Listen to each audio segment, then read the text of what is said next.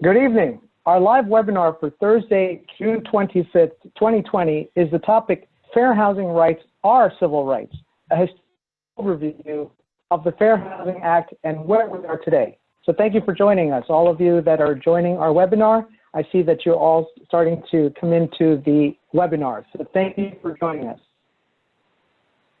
This webinar features attorneys at law, Eneami Bestman from the legal legislature of Palm Beach County, and Rob Collins, Housing Opportunities Project for Excellence, as Hope Incorporated.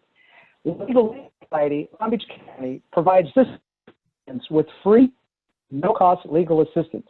Hope Incorporated is a nonprofit fair housing organization located in Miami-Dade and Broward counties, which provides free fair housing counseling and assistance. During the webinar, questions can be addressed to Eneami and Rob at the end of the presentation to conserve time. Feel free to pose questions in the chat box. So, you are coming into the webinar. Thank you once again for joining us. And I want to now turn it over to Eneami and to Rob. It's a pleasure to have you both here presenting on such an important topic. All right. Thank you very much, Mario, for that introduction.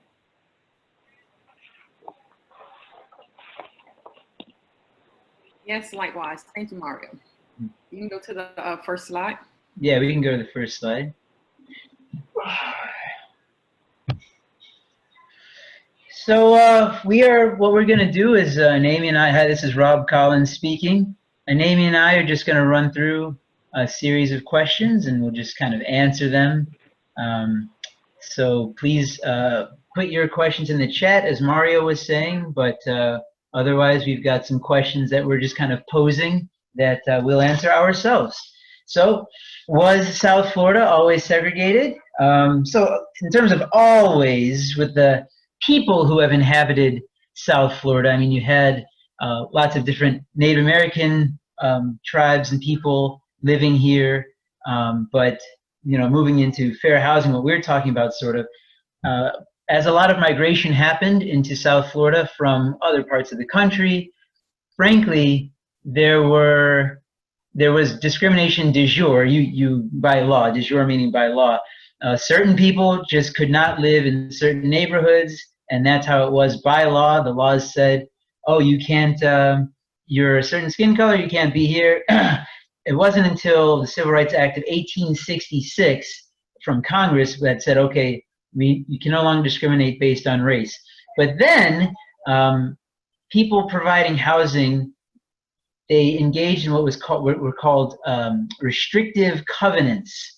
And that meant that if you were selling housing, you could write in your covenant, you could write in this agreement as you contracted to sell some land, you could write in your agreement, the only people who can move in here, regardless of the seller's intentions or the neighborhoods, like it was written in the contract, whoever drafted the contract, so usually the seller anyway, but the person who moves in here, usually how it played out was the person who moves in here has to be white, for example, and that wasn't just in South Florida, that was everywhere. So even after the Civil Rights Act of 1866, even after the Civil War ended and Congress was trying to make some move toward fair housing, there were still these things called restrictive covenants that went up to the Supreme Court actually in a case called Corrigan versus Buckley in 1926, and the Supreme Court said, you know what, that's going to be okay. You can, even though it's actually illegal to discriminate based on race, we're going to allow it if private individuals are saying, we privately only want a white family to buy this home.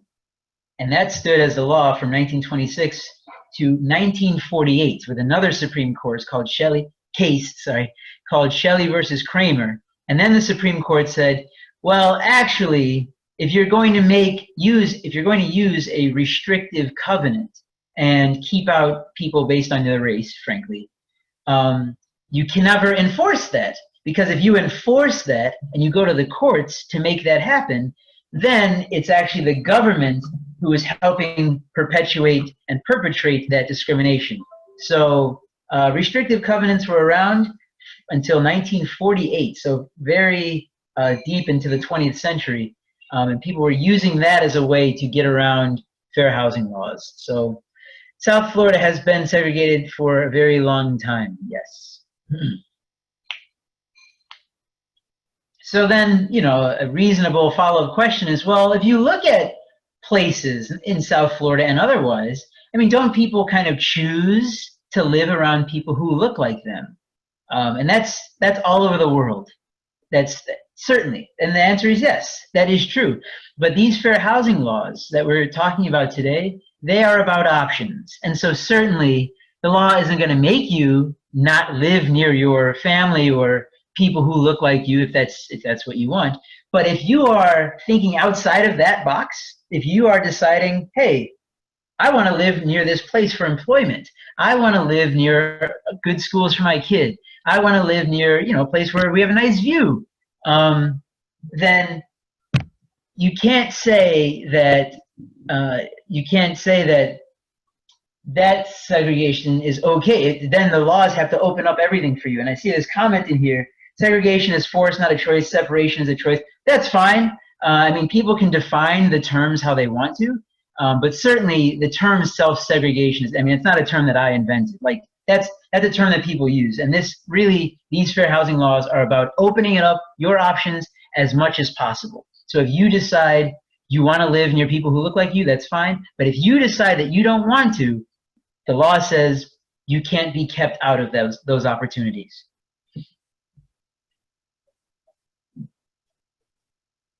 So people hear about another term called redlining.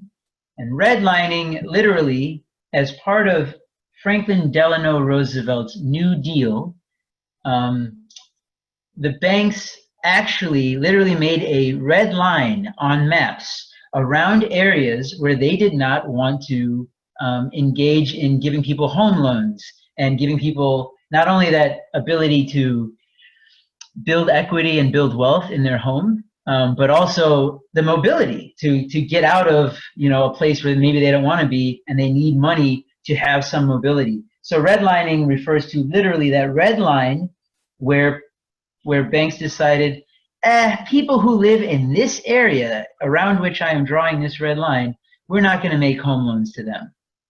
We just think they are risks for our solvency as a bank. You know, these are people who may not pay back their loans. And frankly, those red lines were usually drawn around communities of color, where the people living there weren't white. So then what we saw in the early 2000s was something called reverse redlining, where banks, unfortunately, went after these exact same communities that were kept out of opportunities as far back as the 30s, the 1930s. Banks went to these very same communities, usually communities of color, usually low-income communities, and when, in the early 2000s especially, it was really rampant to be giving people loans that, frankly, they didn't qualify for. Banks were going into those areas and targeting people with predatory lending. Predatory lending being banks offering people loans with knowing that the people really didn't necessarily know what they were getting themselves into. There might be balloon payments where you're paying, let's say, $600 a month, but then there's some clause in your lending agreement where after a year, that 600 becomes 6,000, and they know that people are likely to default, and then the creditors, the people who have made that loan and are owed the money, they would turn around and sell the debt of the debtors, the people who were caught in those traps. So that was reverse redlining, but usually, unfortunately, it involved the same communities that were being denied opportunities for loans. They were instead being targeted for loans that were not beneficial for them as borrowers. So then, you know, when we had the civil rights movement, what impact did that have on discrimination laws? And, you know, you could say that the civil rights movement actually went back to the Civil War, or even before, as soon as you're including the abolition movement, as soon as people, frankly, we're talking about the racial civil rights movement in the United States, back as soon as there were people who looked different than other people on this continent, you could say all of that was the civil rights movement. But in the mid 1900s, so 1955, Montgomery bus boycott, 1963, the March on Washington. Now you start seeing people taking action to make themselves heard, as you know, as we're seeing now, frankly. In 1964, Congress passed the Civil Rights Act of 1964, and it said, you know what, if you get federal money, you can no longer discriminate in jobs or housing or public places, but that's only if you get federal money. So that's 1964, 1965, Voting Rights Act.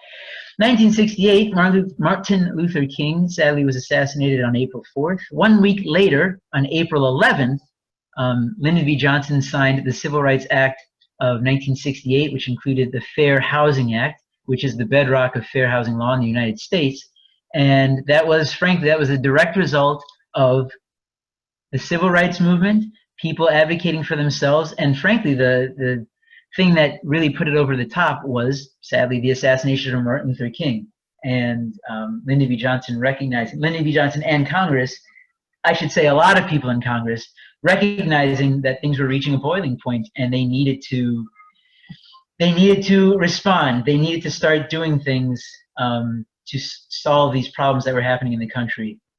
So that's the impact of the civil rights movement. Was Congress recognized the advocacy that people were having to do for themselves, and thankfully enough members of Congress took on that charge and passed some laws to protect people's rights from discrimination.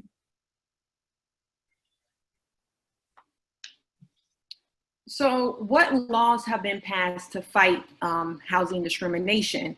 Obviously, for the purpose of this presentation, we're going to focus on the Fair Housing Act, which, as Rob mentioned, was enacted in 1968, and it prohibits discrimination in the sale, rental, financing of dwellings and other housing-related transactions. But there are also some other related laws that can be used in this area of the law. Just to name a few, and I think they're on the next slide, which is Title II of the Americans with Disability Act of 1990. It prohibits discrimination based on disability in programs and activities provided or made available by public entity. HUD enforces this Title II with respect to housing-related programs and activities of public entities, including public housing, public assistance, and housing referrals. There is also the Architectural Barriers Act of 1968, which requires that buildings and facilities designed, constructed, altered, or leased with certain federal funds after September of 1969, it must be accessible to and usable by persons with disabilities. There's also the Violence Against Women Act, VAWA. VAWA provide housing protections for victims of domestic violence, dating violence, sexual assault, and stalking in many HUD housing programs. So these are some federal laws that have been enacted to bring protection, but then there's also state laws, like here in the state of Florida, our state law mirrors the federal law, and some local ordinances have been enacted as well. So where people talk about whether segregation by law is in the past,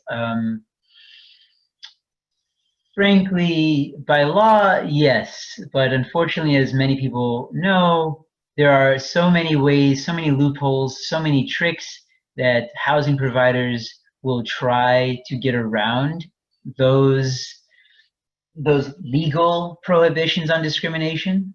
And if you can go to the next slide, we'll look at this map here.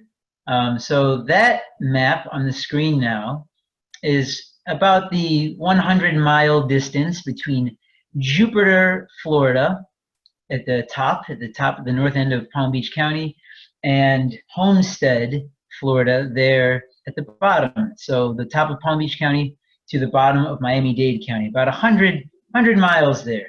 And when we think about discrimination being by law, being a thing of the past, unfortunately, that the legacy is still there. So I'll speak for Miami. I mean, I can name neighborhoods in Miami, because that's where I am. I can name neighborhoods in Miami And with just by knowing the name of the neighborhood, you can assume that you know you can have a pretty good guess of the racial background of a person in that neighborhood. So if I said Pinecrest, Hialeah, Overtown, Liberty City, Coconut Grove, west part of Coconut Grove, east part of Coconut Grove, Little Havana, Doral, Miami Shores, North Miami. Unfortunately, if you're familiar with those neighborhood names, a lot of times you can think in your head, just by hearing the name of the neighborhood, you can think in your head of, well, what does a person probably look like if they live in those neighborhoods? Now, some neighborhoods are a little harder than others. If I said downtown or Brickell or the area, yeah, I mean, some neighborhoods are tougher than others to do that, and that's good. But still, the legacy of discrimination definitely lives with us. If you look at the map, it looks like color swatches, but it's actually a bunch of tiny, tiny, tiny, tiny, tiny, tiny dots. And one dot is one person. So if it represents South Florida there are more than 5 million dots on that page. And obviously it's really small. But it's crazy because it looks like swatches of color. And the dots are color coordinated. A white person is represented by blue, a black person is represented by green, Asian by red, Hispanic by orange. And then if you look on that screen, you can see that there are, now this is from the bottom of Miami-Dade County to the north end of Broward. You can see just from this map, Hispanics generally live in the southern part of this map. White people generally live in the middle and north of this map with some exclusions. And if black people are the green dots, you can tell where are the green dots. So I'm going to ask you to think about for a second before we go to the next slide. Remember, this is 3 counties. This is Miami-Dade on the south, then Broward, then Palm Beach in the north.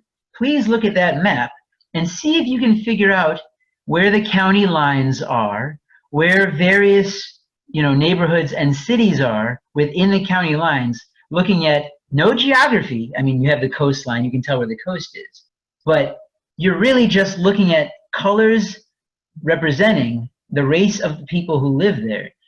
See for a second before we go to the next slide, see if you can tell, just knowing that people are represented by colors, about where you think the county lines are and where various cities are.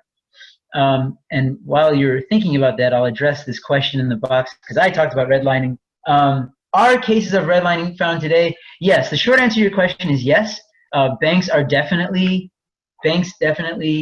face discrimination charges for practicing their discrimination in various ways. And so certainly, the short answer is that a lot of banks have been sued in the last 10, 15 years. Basically, every big bank you can think of has been sued for treating people differently based on race. And if you want to, you can email me later and we can talk about specific cases. But yes, the short answer to your question is yes. They're not as obvious about it, but redlining definitely still happens.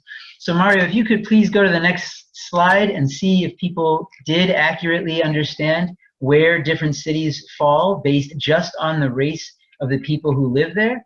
I can't speak for any of you, but maybe you can say for yourself, yeah, I could tell that's where the county line was. I could tell that's about where that city was based on the color of the people who live there. And that is, maybe segregation by law. There are laws in place to help deal with segregation. But as you can see, the legacy, I mean, this is based on 2010 census data. So this is only 10 years ago. And after the census this year, if the person working with the University of Virginia chooses to make this map again, maybe it will still look largely the same, unfortunately.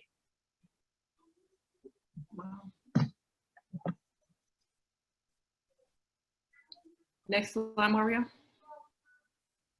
So what discrimination is illegal? If you go to the next slide, we'll see on the federal level, there are 7 protected classes, 7 protections: disability, national origin, familial status, religion, sex, color, race. And like I said, here in Florida, our fair housing law mirrors federal. So those are the same 7 protections also here on the state level.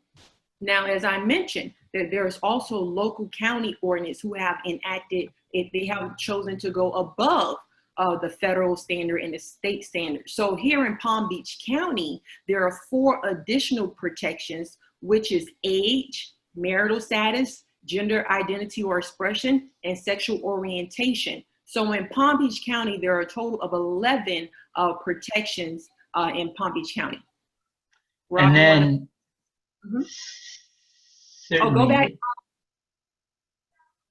So yes, then in addition to what Eneami mentioned for Palm Beach, in both Broward and Miami-Dade, source of income discrimination and being a victim of domestic violence, those are also protected classes in Miami-Dade and Broward.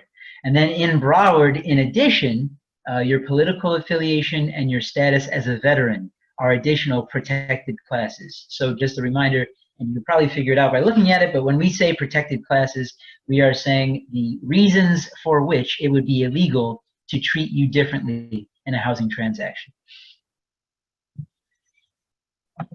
And so that's what we're going to get into. What else is illegal? What is prohibited?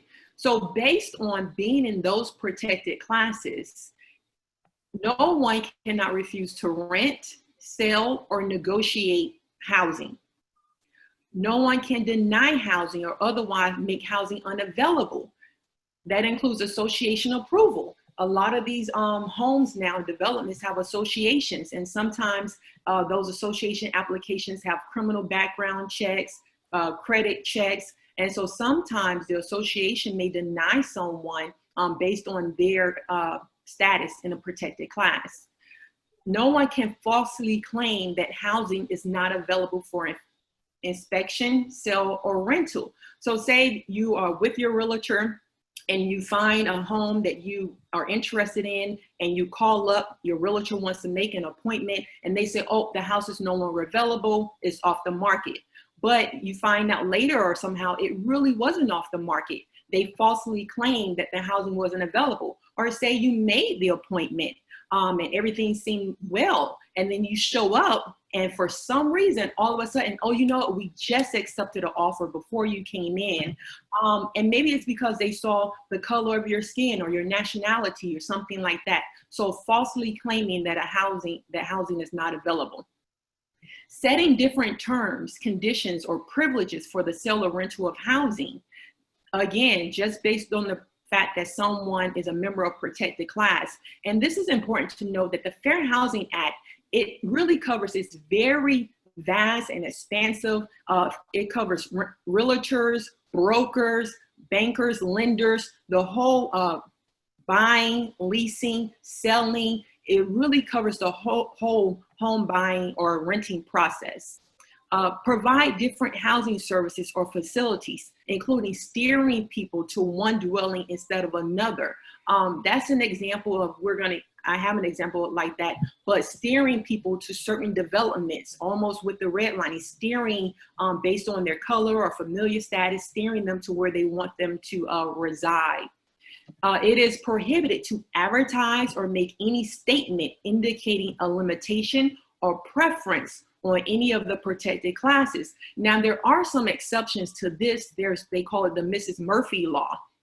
And this is sometimes where a owner is maybe renting a room out of their home. Now, as long as that owner does not advertise through a listing service or a realtor, but that owner can make a preference, not in print, but in their decision, that maybe it's a single female and she wants to only a roommate with another single female. So owner in a single family home is an exception and can make some preference or limitations, but like I said, not in writing. It is prohibited to threaten, coerce, intimidate, or interfere with anyone exercising a fair housing right or others assisting them. So that means if someone feels that they have been discriminated and they move forward to file a complaint, and maybe they're retaliated against by being evicted or anything of that nature, that is a violation of the Fair Housing Act.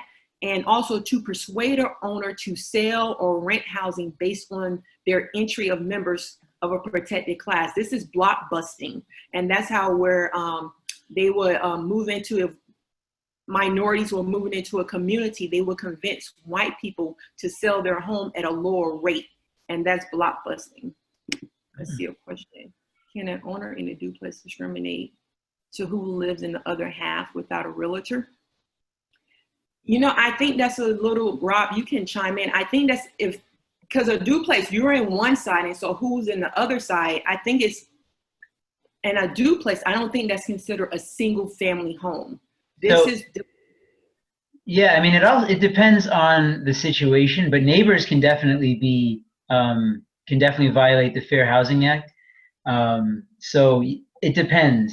It depends on the situation and what reason they have, but neighbors and people in the community, even if they're not the other half of your duplex, somebody who lives across the street can still be in violation of the Fair Housing Act, as well as other situations. And it certainly depends on how the discrimination goes down. They could be in violation of criminal laws if there's some sort of taunting or vandalism. So definitely a person can be held liable for discrimination, even if they are not the provider, even if they are the neighbor, even if it's the other half of the building. They would have a reason, they would have an opportunity. Anybody who gets sued under the Fair Housing Act would have an opportunity to say why, but I can't think of anything that's going to be valid as the reason for them to violate the Fair Housing Act. Frankly, I mean, and I see that you note there, without a realtor. I would say, as a rule of thumb, yes, if you're opening it up to the public, once you've listed it, put a sign on the lawn, put in the paper, you've made it publicly known that the housing is available, you can assume that the Fair Housing Act is going to come into play. But even if you're not doing those things, it's not going to, frankly, it's not going to be a smart idea to try to discriminate and say, oh, well, I'm not the housing provider, I am not a housing professional. There may still be liability. It depends. It's very case specific, and it depends on in what way you discriminate, but you could still be liable. So moving on to what kind of discrimination is legal then. If you're going to act outside of those protected classes that Eneami talked about earlier, if something that wasn't on that list of protected classes, the reasons for which it is illegal to treat people differently, credit score was not on there. Neither was the amount of money you make. So if somebody says, oh, your credit's not good enough, you can't live here, they can say that. But a lot of times in our work, we see that people say that it's your credit, when really it's because you're a single mom or because you're Hispanic. And they just don't want to be obvious. Maybe that housing provider, that realtor, condo association, homeowners association, the landlord, it's rentals and sales. That housing provider may very well know what the law says, so they know they can't keep out. They can't say no single moms, no Hispanic people, no black people, no people with HIV, or no gay people, or no Muslims. They know they can't say those things, but that doesn't mean they're not doing discrimination. They're just more secretive about it, and so they tell one person something's available, and they tell the next person that nothing's available, or they're just some kind of, for lack of a better way of putting it, a mom and pop shop that kind of makes their decisions kind of by the way they feel. Yeah, everything was fine with that person, but I just didn't have a good feeling about them. When that person comes back and says, I think you kept me out as soon as you found out I have kids, you can't discriminate against families because they have kids, then it's going to be, as I was just saying actually before, if you're not making, you have a chance to respond as the person doing the discrimination, you have a chance to respond, but if you can't say a legitimate business reason for keeping a certain person out, and I know in Miami Beach and in Miami-Dade and Broward counties, certain housing providers, there's kind of a box that they have to fit in, but certain housing providers actually have to articulate a reason for keeping certain people out. And if it can be shown that you said it was this person's credit score, but a bunch of other people came by with the same credit score, but something else was different about them with their demographics, Now all of a sudden, those people didn't have a problem. Doesn't look like it's actually your credit score. So there are legal ways of screening people, but if they're not consistent, number one, you could just be discriminating and we can catch you, or you could be accused of discrimination and not have a valid way of refuting that claim. So it's legal, as a rule of thumb, it's legal to discriminate for reasons not on that list of protected classes, generally, but we see a lot that if you are not putting in those legal qualifications, if you're not holding everybody to the same standards, then you may be discriminating and you know it, or you could just be liable for discrimination.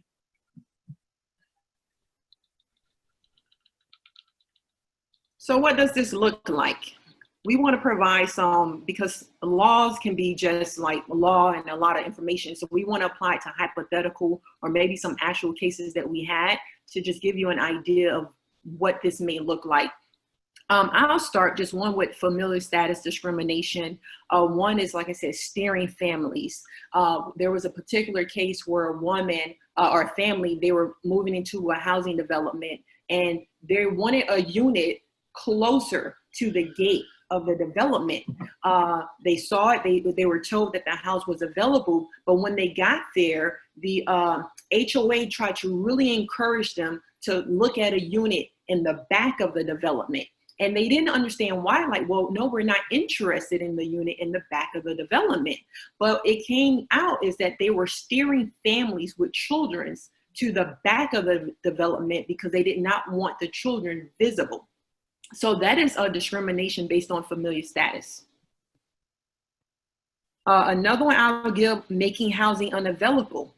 Recently in 2018, 2019, respectively, the National Fair Housing Alliance and HUD, I'm not sure if you all heard of this, sued Facebook because Facebook, they allege it allowed advertisers to discriminate against legally protected groups, including mothers, disabled, and Spanish speakers by encouraging users of their platforms and enabling them to hide and to improperly shield housing from members of those protected class. And so, like I said, this is not just even through Facebook and different technology of how they see based on where you live, what ads pop up on your screen.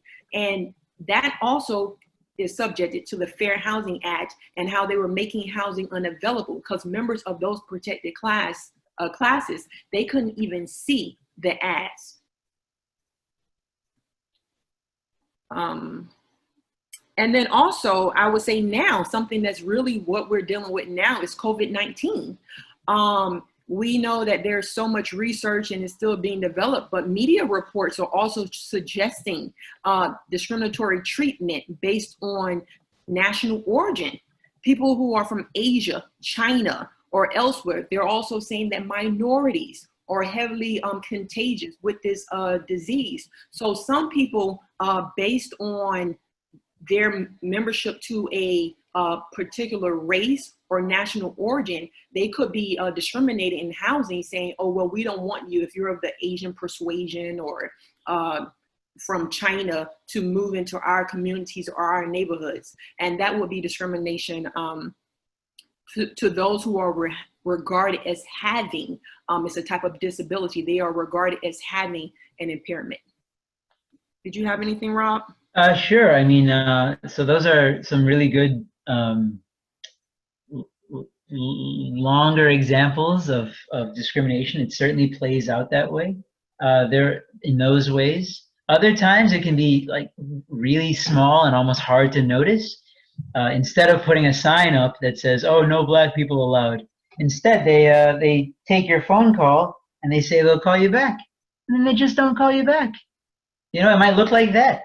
It could be that they get your paperwork and they see your last name or they see where you're from and they just throw it out. They never consider you.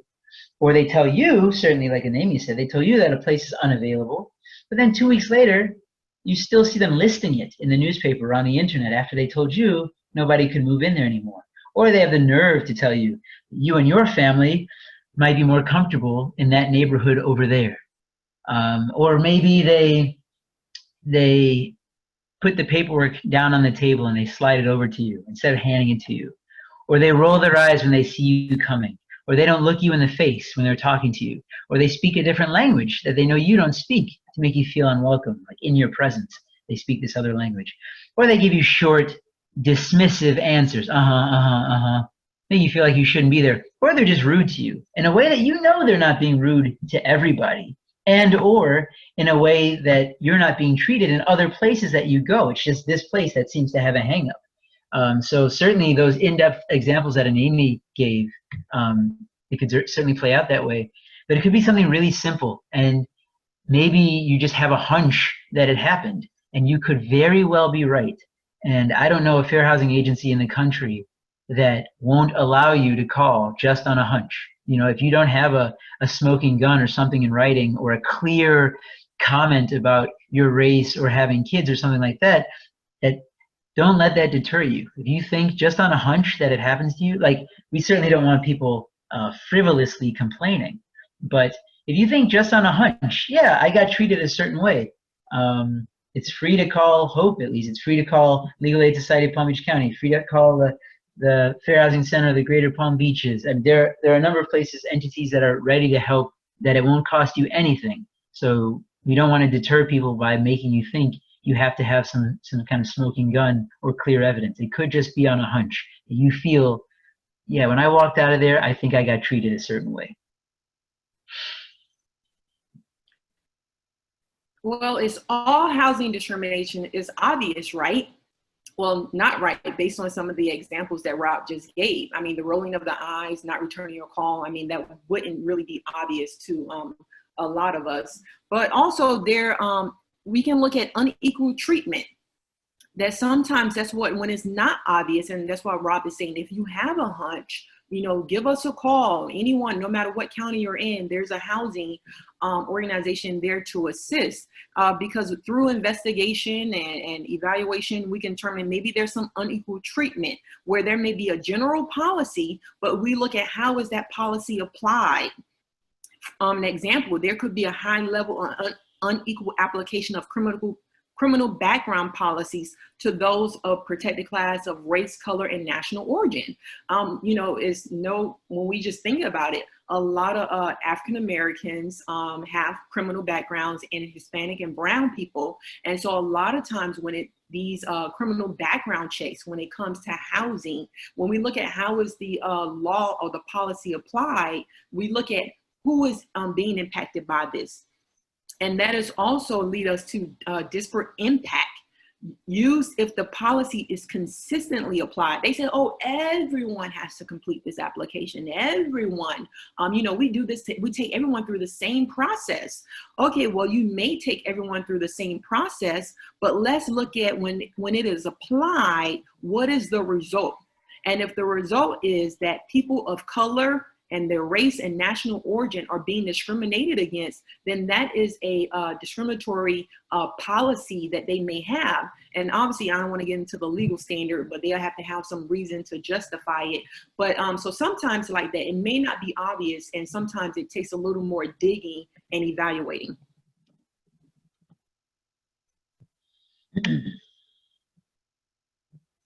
Next slide. So who can be held accountable?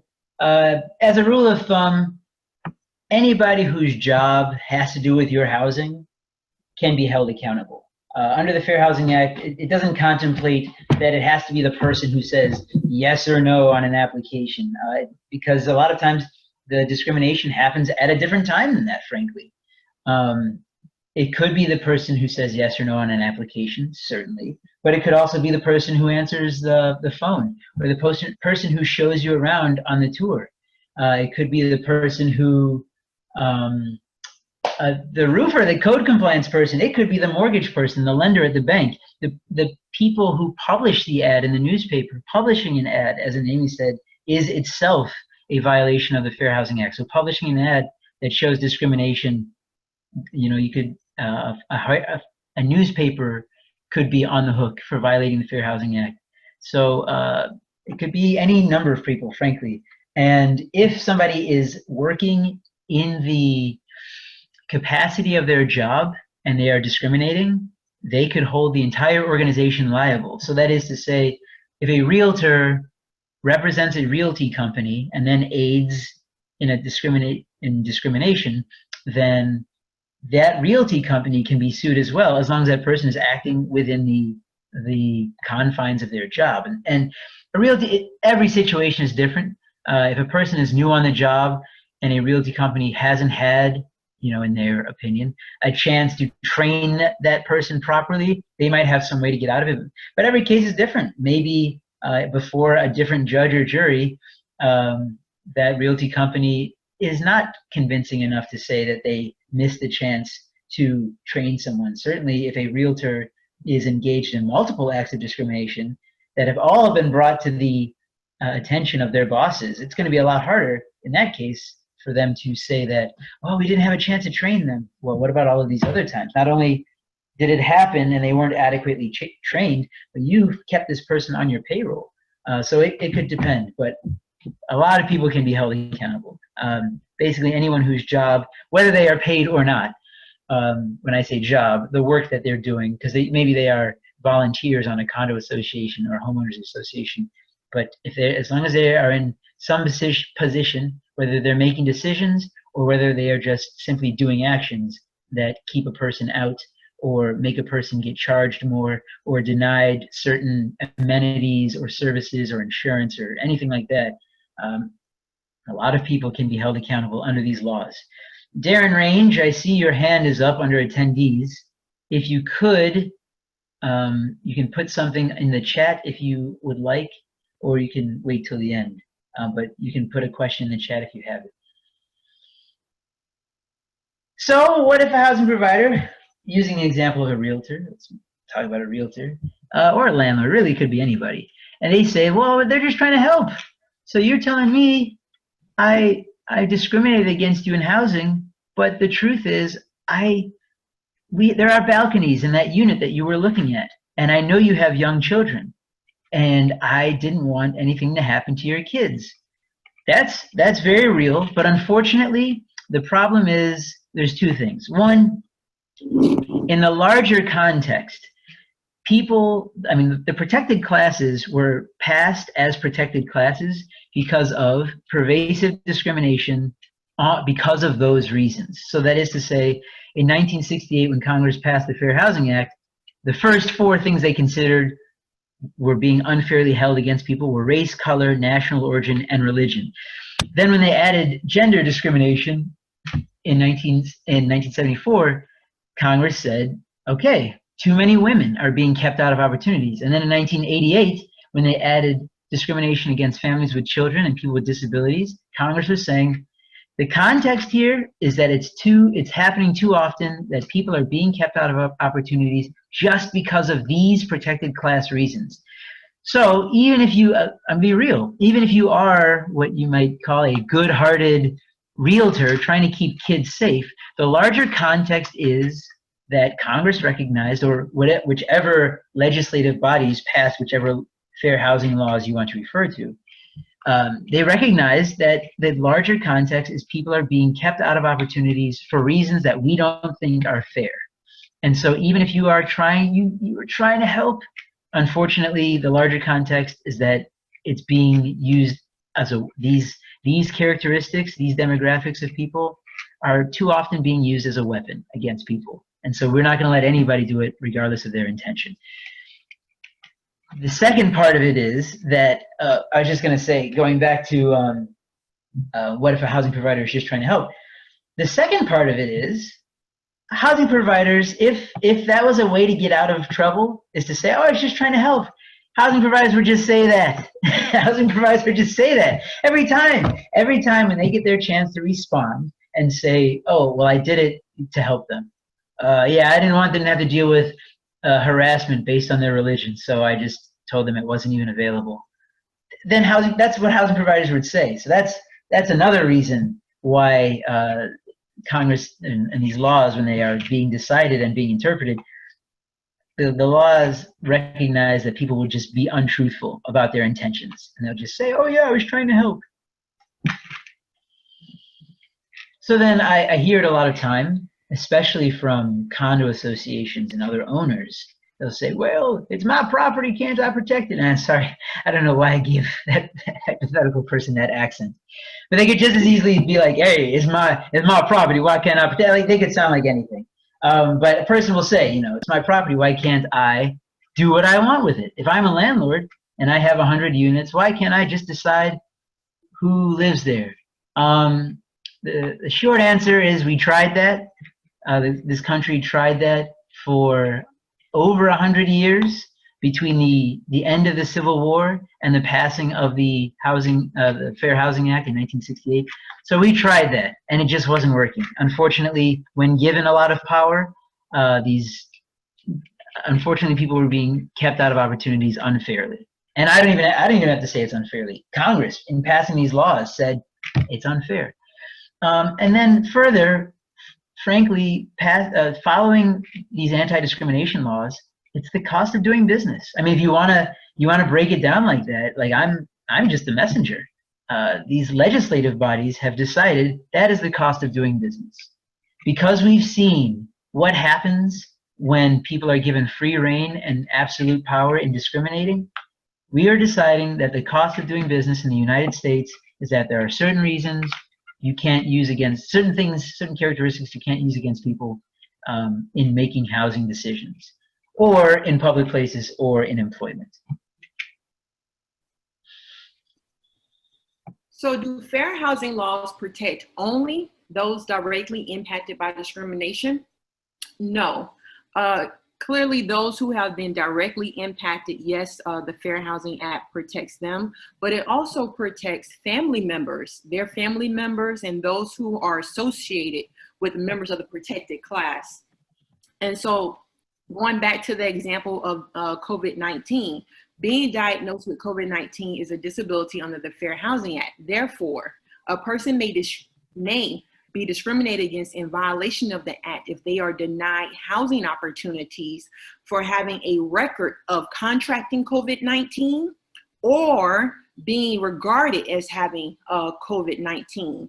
And so an example of that is, say, a landlord, and this was in the news, I think it's an active case, a landlord may unlawfully seek to evict or refuse housing to a healthcare worker merely because of unsubstantiated fears that this person may have contracted the virus because, you know, they work in the hospital, they're a nurse, and they're around people with this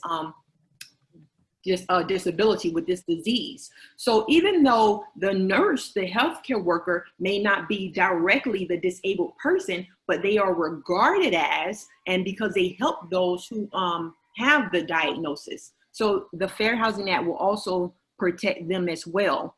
And there have been some reports that housing providers are refusing to accept persons who are moving from nursing homes without any evidence of infection with the COVID-19, simply because there's this notion or this assumption that having to do with the supposed prevalence of COVID-19 in nursing homes. So this is something that we have to look at, where they, anyone who works in there, so therefore the employees, the secretary, the receptionist, if they work in a nursing home or they work in the hospital and they are being discriminated against because of where they work or whom they work with, they could also find protection under the Fair Housing Act.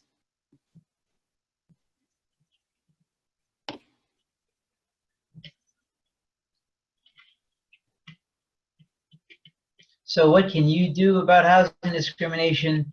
You can call an organization that that deals with it. The easiest way to do that, wherever you are, wherever you may be listening to this, you could just Google housing discrimination and then your jurisdiction, your metro area. Could be a city, could be a county, but that would be the fastest way to find out who is the person to talk to. And I would say that's important because very few people do that. Frankly, very few people bother to even make a complaint. The National Fair Housing Alliance, it's a national umbrella organization under which Hope Incorporated, where I work, we are one of the members. The National Fair Housing Alliance estimates that housing discrimination happens 4 million times a year in the United States. 4 million times. But it actually is only being reported, even reported, not successfully litigated, not a settlement, just a complaint in the first place. It's only being complained about 30,000 times a year. So 30,000 out of 4 million, 1% of 4 million would be 40,000. So 30,000 out of 4 million, less than 1% of the time, are people even complaining about it. There's any number of reasons for that. People think I need a lawyer, I need time. And this is a big one. Oh, people, they're going to treat me like that. I didn't want to live there anyway. And so people just learn to tolerate being treated based on their demographics. And any of the excuses, any reason a person walks away from the embarrassing and terrible situation of being discriminated, of facing discrimination, anytime somebody walks away without doing anything about it, that's exactly why those people doing the discrimination do it, because they're not being taken to task about it. So we encourage people to please not tolerate it. There could be a there could be a statute of limitations. There could be a time, that meaning a time limit after which you cannot no longer bring your case. That doesn't mean what happened to you is not valuable. A fair housing organization like HOPE, we can still investigate that place on our own, because chances are, if you are somebody who faced discrimination there, chances are somebody else is someone who faced discrimination there. So we at HOPE would certainly love to hear about any cases that anybody has where they think that they are facing discrimination. Whether or not we can help deal with that case, you can still help deal with housing discrimination. And I would also like to add, we didn't talk about it much, but sexual harassment, in housing. This is a big thing, especially now with the eviction moratorium and people being out of work and falling behind on their rent. Sexual harassment in fair housing really falls into two categories. There's either the quid pro quo, which is a legal term, this for that. All right, you want me to overlook your late rent payment. You want me to waive a fee. Well, you provide a sexual favor for me and I'll overlook, your late rent payment. And then there's also hostile environment where there's constant harassment. There's constant things of that nature. And so I want people to be aware of that. A lot of people think that sexual harassment does not apply in the housing context. We know of sexual harassment in the employment context, but it very much applies in the housing context as well. So just to be aware of it, if you know anyone dealing with it, also call and seek out assistance in that regard. And so the next question is, how can you help with the movement? One is testing. Here at Legal Aid of Palm Beach County, we have a testing program. You could sign up and HOPE as well. You could become a fair housing tester. Here are the requirements on the screen. If you wanted to become a fair housing tester, this is not, like a full-time job, but it's kind of like a secret shopper where you are assigned a place to go. We have a testing coordinator. You will be trained and you will be assigned to go out. And this is some of the ways where if we get a call saying, oh, something over here is happening, I'm not sure. Sometimes realtors call us and say, hey, something doesn't seem to be going on good or with this development. We may send a tester out there to test to see, is there really some discrimination taking place? So that's one way that you can help with this movement, by signing up, being trained, and becoming a tester. So on your screen there, there are some resources. Please feel free to reach out wherever you may be. Like I said, you can also just Google housing discrimination and your locality. That may lead you to some resources also if you are not in Palm Beach County or Broward or Miami-Dade. So Mario, are you able to make it so Darren Range can speak? Darren is raising Darren's hand, but I guess that person is not able to type into the chat. If Yes, not, if hi there, you Rob. can't, then you can't. Yeah, I'm not able to unmute That's fine. Darren, but if I could get a message from Darren through the chat box, he could send it over to us, and we'd be glad to read the question out loud to you and to Eneami. Thank you. Or Darren, certainly, Darren, absolutely. Darren, if you are there, please send your message to the host. That's myself, and I will read the question out loud to Rob and to Eneami. or Darren, Eneami's email address is at the bottom of the screen there, ebestman@legalaidpbc.org. You can email us there, and we can answer your question at a later time. Perfect. And then also, just to be mindful, Rob kind of mentioned it, statute of limitations, which means the time you have to bring a claim. In order to bring a fair housing complaint with HUD or OEO, there is a 1-year time frame from the date of the last discriminatory incident. And so that's why if something happened, you want to move on it. And then there's a 2-year statute of limitation to bring a civil lawsuit. Thank you, Eneami. Once again, that was Eneami, attorneys at law, Eneami Bestman from the Legal Aid Society of Palm Beach County, and Rob Collins, attorney at law from the Housing Opportunities Project for Excellence, known as HOPE Incorporated. Information is on the slides so that you can reach both Eneami and Rob. I'd like to thank every single person that joined today's webinar today. Appreciate your time. Thanks for joining us, and see you the next time. Stay safe. Thank you, Eneami. Thank you, Rob. Thank you. Thank you, Rob. Thank you, Eneami.